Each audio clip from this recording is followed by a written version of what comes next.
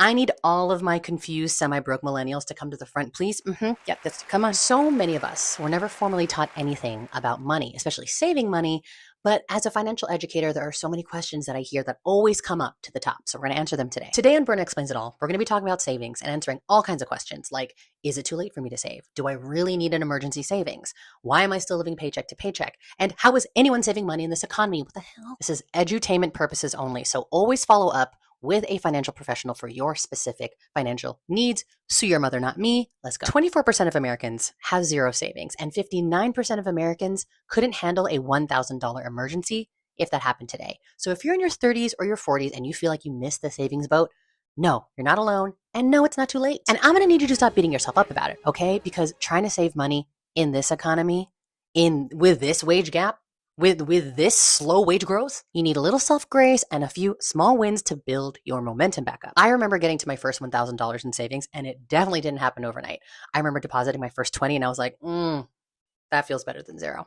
And then another 20, I saw 40 and I was like, that feels so much better than zero. I built my savings and my confidence back up at the same time. Raise your hand if you're in your 30s and you basically have $0 in your savings account. Okay, that was me. But you're not gonna fix it by shaming yourself. You gotta start with a system that saves in your sleep. So you start with this. Unsubscribe from one useless thing in your budget, maybe like $20 a month, and then start an automatic deposit for that amount into a high yield savings account. That's it, no touchies. This is how I built my confidence and my savings back up very slowly at the same time. Because despite the internet trying to make you panic, you do have time. I low-key hate it when financial experts say that you need a 6-month emergency fund. It's not bad advice, but it gets thrown around like it's easy to do. Most of us are financially doggy paddling through life, right? And so it feels impossible to go from zero to stacked because for a lot of us it is. And 6 months isn't even the right amount for everyone, okay? Boo, arbitrary numbers. I need you to squint hard at any financial advice that ignores your reality. Yes, you do need an emergency fund, but savings get built slowly, okay? So don't let any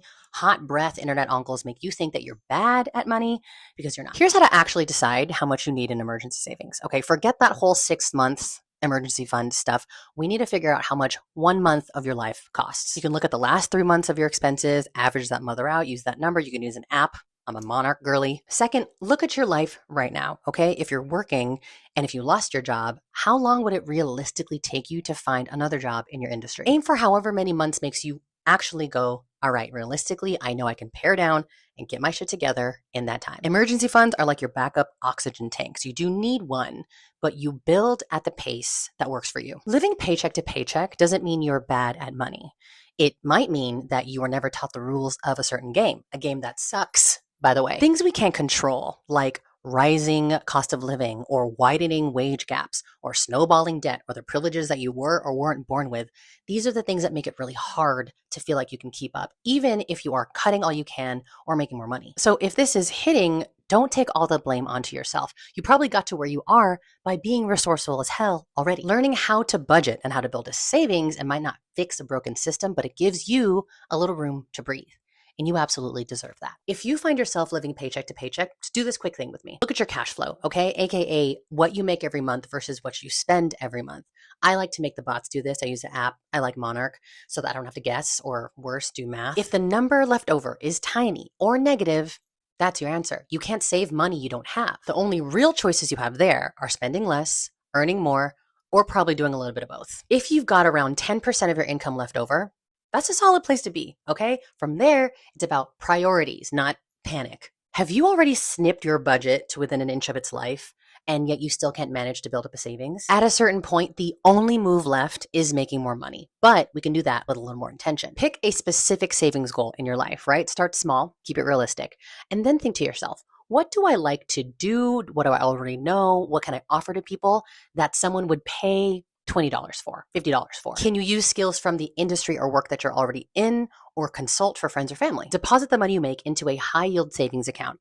And then you could just let zaddy government help your savings goals with compounding interest. And that feels fair. And you deserve that considering the world. So for me, saving money is this funky combination of staying critical of the systems that got us here, making the math, and then trying to make the mundane bit fun. If you have more questions about saving money or there's anything else you want me to dive deeper into on Berna Explains It All, let me know in the comments. And I hope you enjoy the rest of the videos in the channel. Stick around, get cozy. We're just kidding.